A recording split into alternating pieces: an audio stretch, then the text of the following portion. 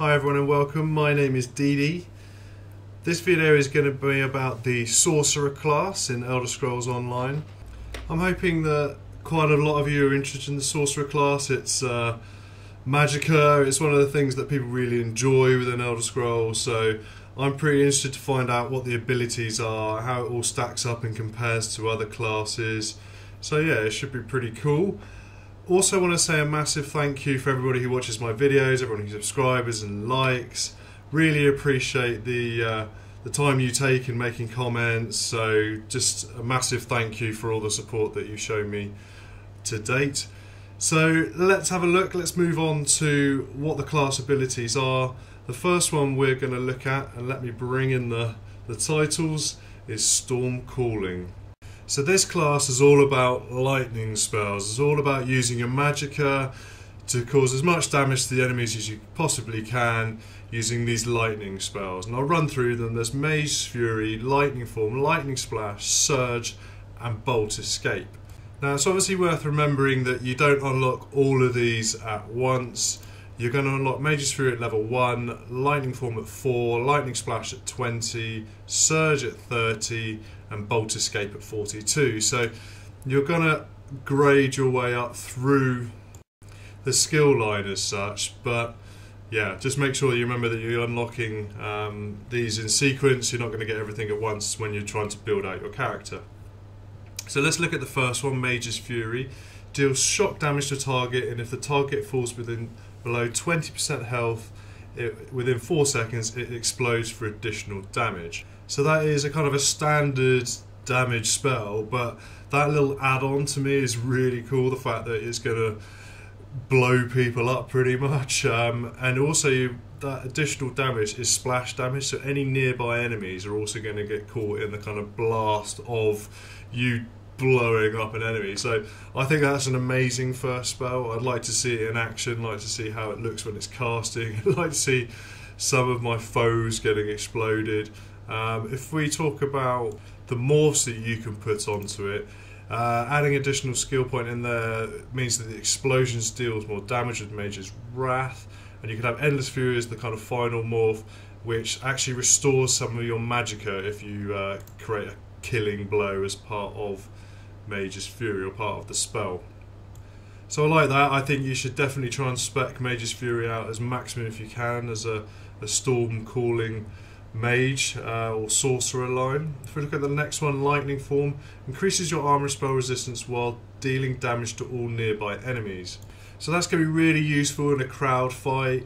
The fact that you can pump up, and as a sorcerer you're going to have very little health, and generally I'd recommend you use light armor so you get as much magic regen and increase in magic power, which is in turn going to increase your damage, as you possibly can. So having something that's going to pump up your armor and your spell resistance is definitely going to be useful. Not only that, it's not like the tank ones where if we look at the Dragon Knight, yes, you bump up your armor and reflect damage. This causes damage to your enemy, so that is really, really powerful. I'd recommend, and if you think about if you spec out your magicka to a really high degree, then all chance and purposes, that damage you're doing to the nearby enemies is going to be dramatically increased as well. So I think that's a really good buff that you can call on yourself. It does last 15 seconds. If you want to morph it further, it increases the duration to 20 seconds, and the final morph on it actually increases your speed while it's active. So really interesting, and so far these two spells are really interesting, and I'm for me, being a sorcerer, the Storm Calling line looks pretty attractive. I think we need to consider, what I haven't talked about yet is about light armor and heavy armor, whether you can be a heavy armor Storm Calling mage and potentially kind of try and marry it up with the Destruction Staff to be your major damage. That all kind of fits together. In Lightning Form, yeah, if you're heavy armor with a Lightning Form, you're almost like an indestructible mage, which I think is pretty cool. So let's move on to the next one, Lightning Splash. Leaves a pool of lightning in an area which deals shock damage to enemies. Allies can activate Conduit Synergy, instantly dealing shock damage. So this is an AoE spell. You call in at a target location and it's going to damage everyone in that area within every half second. That's really useful against crowd enemies. I guess that's more of a support role than you being a kind of a damage dealer, so you're generally kind of hitting much wider groups. So yeah, if you want to spec that out as a support role, that would make sense. You can morph it again, which increases its duration as the first morph. The second morph increases the radius of the nexus of storm energy. Okay, and then we've got Surge, increases your weapon damage for a medium duration. So what that means is your weapon damage is increased by 20% for 20 seconds. And I'm assuming that's all weapon damage, so that's staff, swords, bows, the lot. While it's active, you also get critical strikes heal you for 40% of the damage done, so that's pretty nice as well. So again, that's almost quite tanky if you ask me.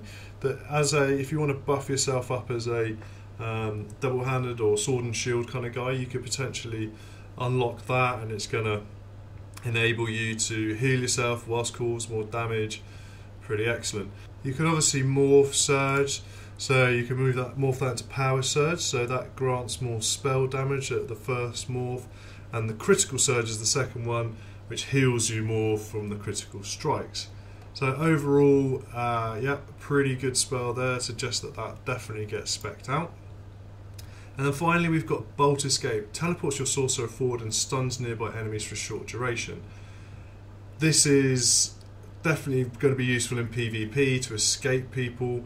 I guess in PvE, if you're in group mobs, it'll be helpful to initiate, and you can do that, then call in Lightning Splash and call in Lightning Form, and yeah, everyone will be stunned whilst taking AoE damage, and then you can start picking people off who's got the lowest health and stuff, so that's pretty cool. But for PvP, having that doesn't mean say you need to go forward. You could turn around and disappear backwards as such, although you're going forward. You get away from people, so it is an escape, as it is called, Bolt Escape. So that means that you can jump in and out of combat as you want to. Pretty excellent spell. As before, you're not going to unlock that until the later levels, so that is going to be something you're looking at PvE, because it's level 42 that you unlock that, but definitely useful. So worth noting as well on that spell that casting it again within 4 seconds costs 50% more magicka. It does use a reasonable amount of magicka, but yeah, you can't spam it to like jump around the map too much. I guess you could, depending on how much magicka you got, but you're likely to run out quite quickly. If you want to morph it, the first morph is it damages and stuns the enemies in front of you, so that's more damage and more stun, I guess, as you call it in. And then the final morph is it's actually going to absorb any spell projectiles directed at you for 5 seconds. So you can jump in, anyone who then tracks and shoots at you for 5 seconds is going to get those projectiles absorbed, which pretty excellent. I consider that almost better than some of the ultimates that the Dragon Knight has. Like the Dragon Knight has Dragon Leap as an ultimate, whereas this is really similar but actually probably more powerful, but it's not an ultimate, it's only the only a rank 42 spell. It's one of your most advanced spells as such, but it's almost comparable to Dragon Leap if you ask me. So a really nice skill line anyway for just causing absolute mayhem and destruction as a sorcerer. If we look at the ultimates and the passives, so the ultimate here is charge your fists with power of the storm. Light attacks become lightning bolts, dealing shock damage, and heavy attacks target enemies in a target area for shock damage as well. Now obviously that damage scales upon your magicka and all those other buffs that you potentially have. I have seen this spell in action and it's really cool. It's like the Emperor in Star Wars. You're kind of shooting lightning bolts out of your fists and it looks amazing, and one of the ultimates I think is pretty cool. In terms of the passives then, you've got Capacitor, increases or permanently increases your magicka regen. That's really helpful if you're doing a lot of spells. Energize increases your damage of all lightning based skills. Disintegrate, your lightning spells have a chance to disintegrate low health enemies, turning into a pile of ash. And Expert Mage reduces the cost of all your lightning spells. So those passives are really good. The Capacitor is increase or magicka recovery by 5%. You can increase that up to 10%. The Energize increases your damage capabilities by 3% and 5%, so a buff but not amazing. Disintegrate, that passive, it's 3% chance to instantly disintegrate low health targets, so not much. You can increase it to 6. I guess what is the definition of low health? I'm not sure that's particularly useful. I'm sure it would look amazing as you blow people up with your lightning damage, but yeah, there are probably better things that you can spell your skill points on. In the short term, you know, end game potentially.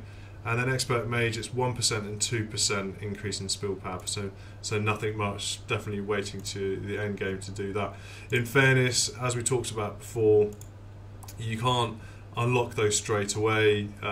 It's level 18 for the Capacitor, 27 for Energized, 36 for Disintegrate, and it's 50 for the Expert Mage, so it's almost sequenced as you'd expect to build it up. So Storm Calling as a skill class line, amazing damage. I'm thinking in my mind how I try and integrate this with racial abilities. You can certainly, things like the High Elf, obviously you've got lightning damage as a bonus on that. The Breton has increased magicka because you're definitely going to be spamming a lot of spells, so that's something you need to think about.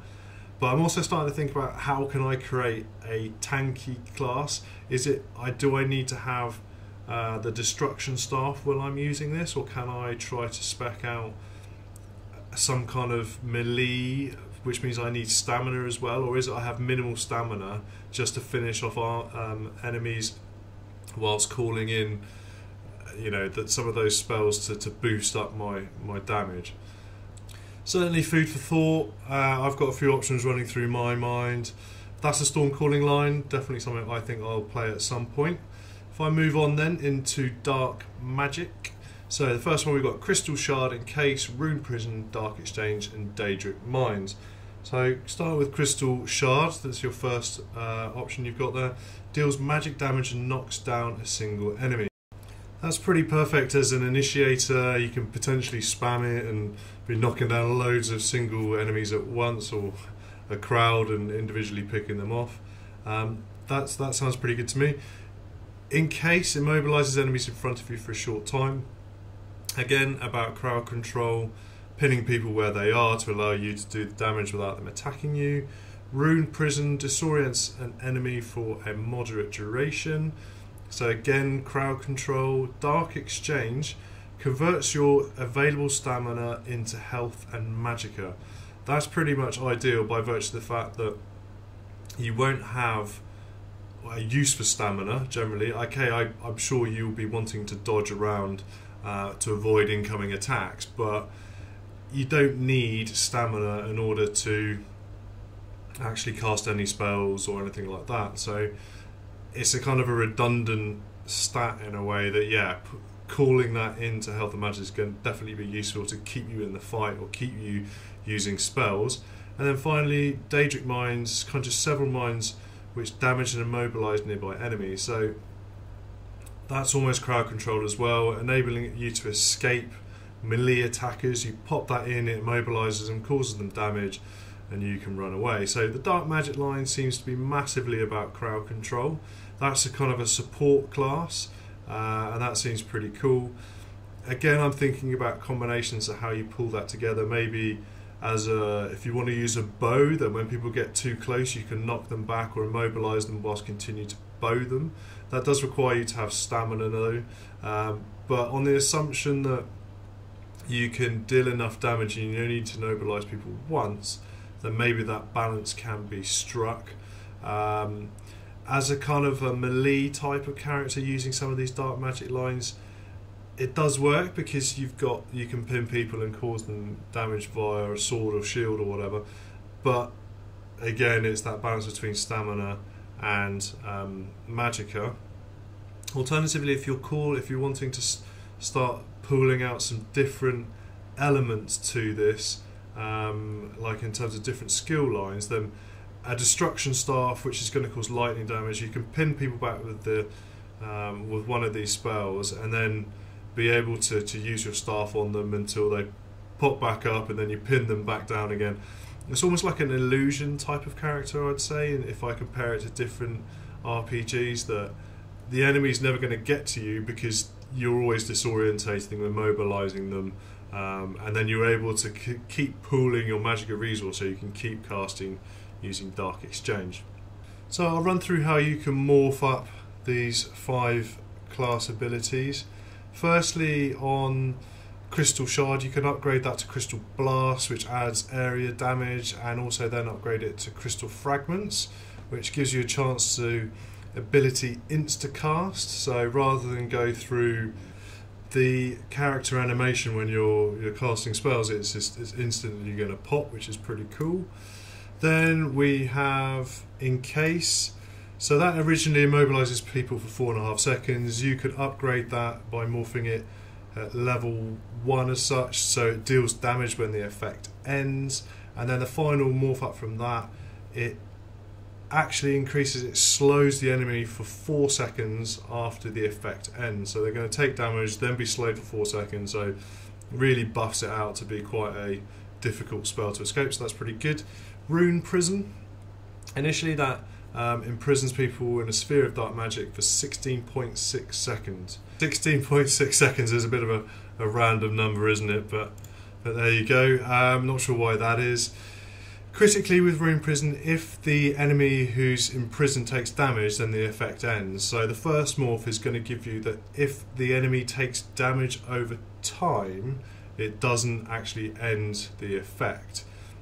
Critically damage over time though, not just any, so if someone targets them directly and hits them normally with melee or bow or spell, it does end it, but damage over time it won't affect them, which is pretty good.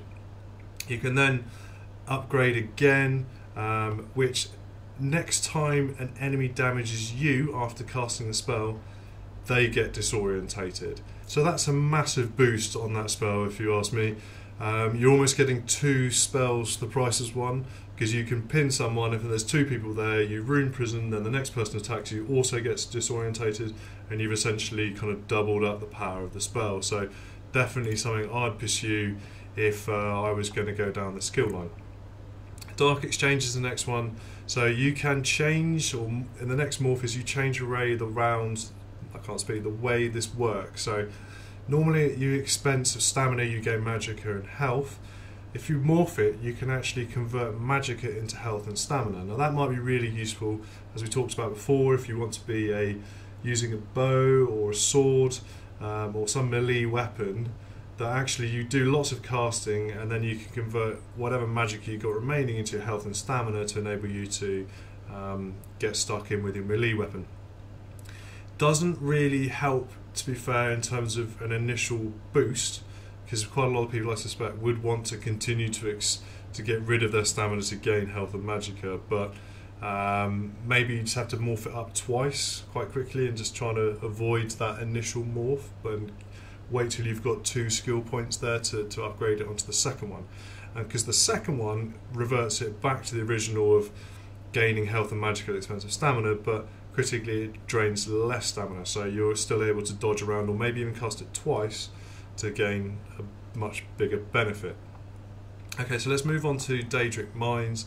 So with this, you've got, initially originally you cast 3 mines which immobilize enemy for 1.5 seconds. However, the mines take 3 seconds to activate, which is quite a long time, and you probably have to go through the casting animation as well.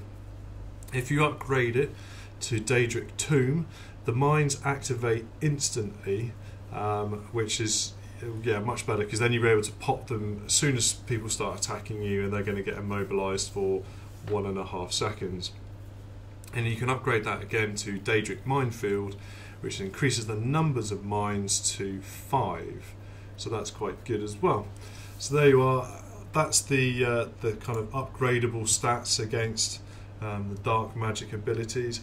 I'll move on now to the ultimate and the passive. So the ultimate ability with dark magic is Negate Magic, an extremely powerful spell, dispels all magic in effects in an area and also silences and damages nearby enemies.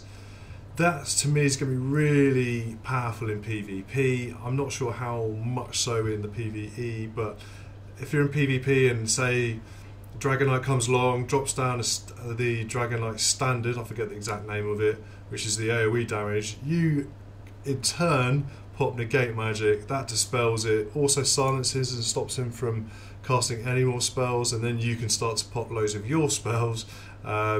And yeah, if you're in a kind of, you can run into a group of enemies, hit negate magic, that stops them doing anything for 9.5 seconds, and generally, yeah, your team should be able to cause a lot of damage because they can't do anything to counteract it. Especially sorcerers, because sorcerers are going to rely on creating or casting magic, and if they can't do it because they're silenced for 10 seconds or nearly 10 seconds, that is amazing. You can upgrade it to suppression field and absorption field. That does give protection to your your allies over time, which you can also gives them fortitude, intellect, endurance at the kind of the final morph, which increases magicka stamina, health, as well as increases movement speed.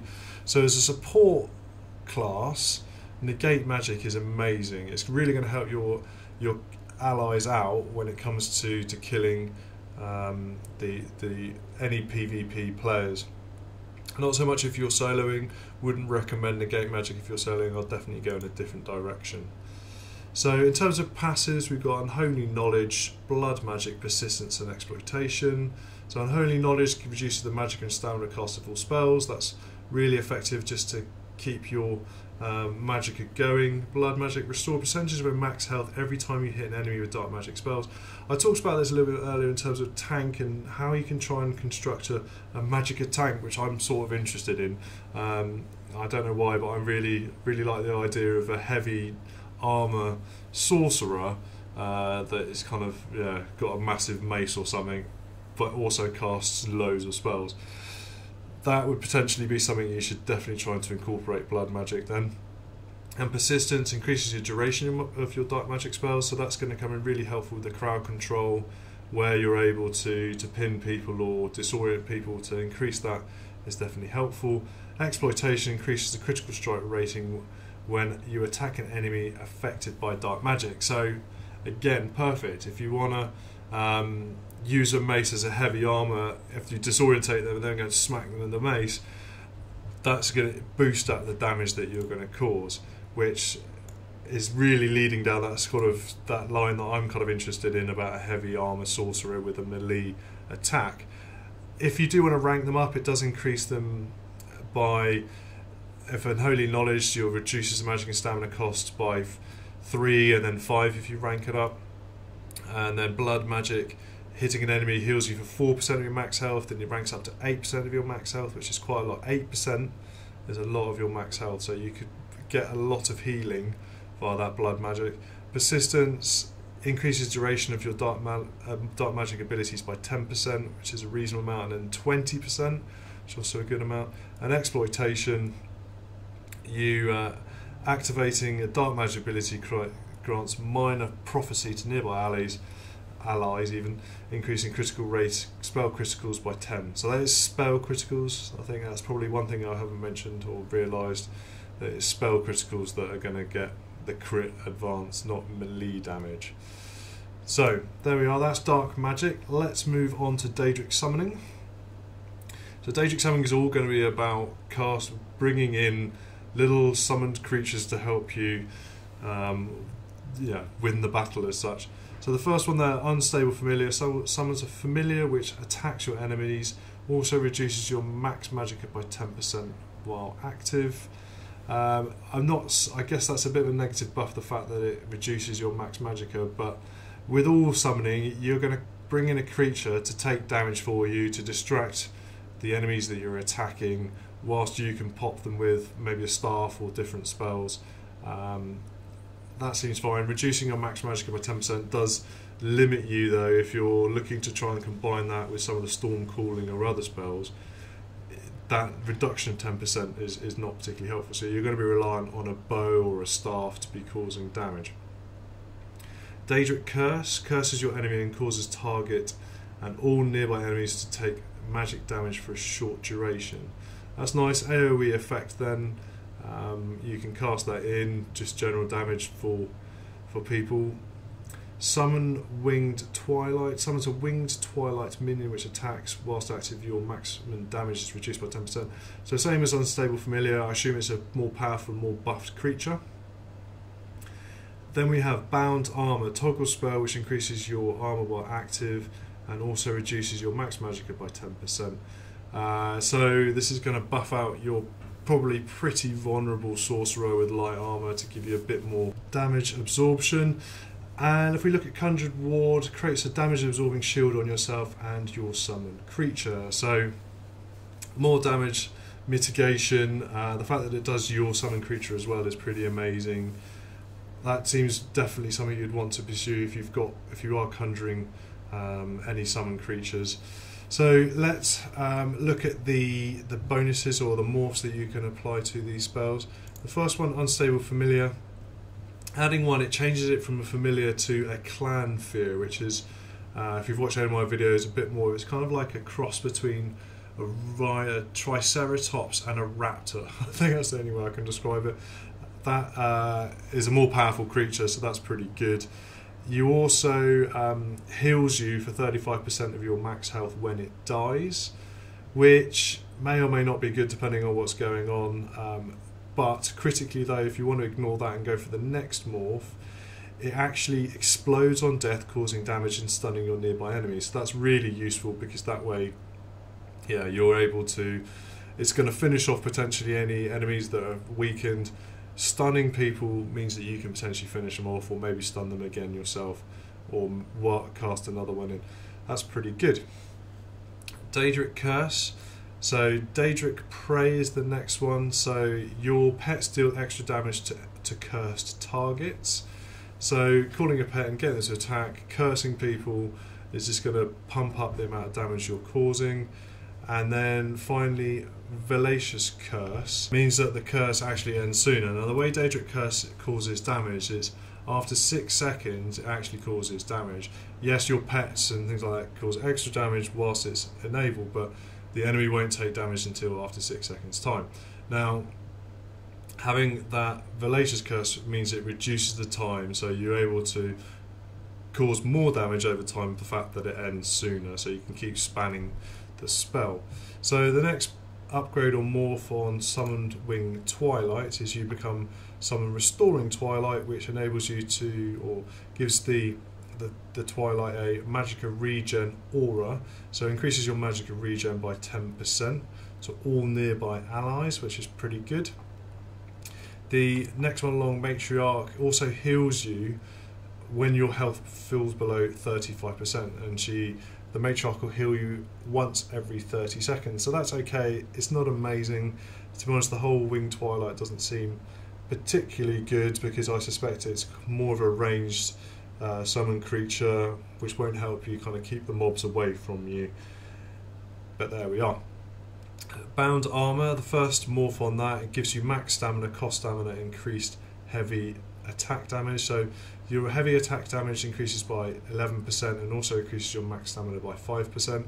Can be useful when you start to look at or using it in conjunction with some of the other lines if you want to kind of do that stamina max health swap. And then finally, Bound Aegis Morph improves your spell resistance, so that's yeah, going to be pretty good in terms of it's just more armor that you're going to have. It's also worth noting that Bound Armor increases your max magicka by 5% overall, so calling it in is actually going to increase your damage, increase the amount of spells you're able to cast. Finally then, Conjured Ward. So if you create, first morph on that is Hardened Wards. That increases the shield strength on yourself, which is pretty useful. Around 30%, it can absorb around 30% more damage. And Empowered Ward is the last one. So effective pets deal additional damage. So that's about 22% additional damage on your summoned creatures. The Storm Atronach only receives a 10% bonus, but yeah, increasing that and casting that is definitely going to pump up everything. The amount of damage you can take, the amount of damage you're dealing, definitely something you want to pick out as a kind of a last one. It is level 42, you get that, but definitely worth unlocking to its max. So let's have a look at the ultimate and passive skills. So first one, Summon Storm Atronach, is the ultimate. Summons an immobile creature to a target location which stuns nearby monsters on impact and deals damage to them. Basically a massive beast that's going to cast out loads of spells and damage up everybody, which seems pretty cool. Rebate, you receive 10% max magic for when one of your summoned creature dies. I think always with summoned creatures that you run out of magicka and can't call them back in, and that's what kills you, because they stop taking damage, which means you take damage, but you haven't got enough max magicka, or you haven't got enough magicka to actually combat anybody that's there, and you just run out of magicka and die. So having some rebate on that, plus they will cause damage, is pretty good. Power Stone reduces the cost of your ultimate abilities, so that's nice. I'm not sure how often you can spam the Storm Atronach, but you probably want to, and I guess that everybody would attack that as well, so it's like an ultimate crowd control whilst damaging them. Perfect monster, the perfect Storm Atronach. Daedric Protection increases your health regeneration of a summoned ability on your action bar, so that's nice. I'm sure you will have one summoning ability on your action bar as a Daedric Summoning Sorcerer, so getting a bit of bonus and health is okay. Probably not that important, because in theory you shouldn't be taking damage anyway, your summoned creature should, so debate the viability or usefulness of that. And then finally, Expert Summoner, your minions gain additional bonuses: increased damage for Winged Twilight, increased movement speed for Familiar and Clan Fear, and increased range for the Atronach. So definite bonus, yeah, which you want to take towards the end game. In terms of bonus or the powering those up, it's 10% on rebate, 10% of your max magic is returned to you. Initially, bonuses up to 15 if you want to rank it up. Power Stone, your reduction in cost of ultimate is 8%, but increases to 15% if you rank it up. Daedric Protection, 10% health recovery when a Daedric Summoning ability is slotted, and that increases to 20% health recovery, which is actually quite a lot, but I'll still stand by what I said earlier. An Expert Summoner increases, well, first rank is Winged Twilight does 5% more damage, Familiar and Clan Fear gain 10% movement speed, and Storm Atronach's attack range is increased by 15%. If you want to rank that up again, the Twilight deals 10 damage instead of 5, the Familiar and Clan Fear get 20% instead of 10% movement speed, and the attack range of the Storm Atronach is increased by 30%. That's a lot, 30%. So I definitely recommend, obviously, Expert Summoner when you get there, but that's not until rank 50. So that is the Sorcerer class line. It's really interesting. I think it's probably one of the more unusual. I think that the Dragon Knight, which I've done in my previous video, is really straightforward, and you can see where it's going.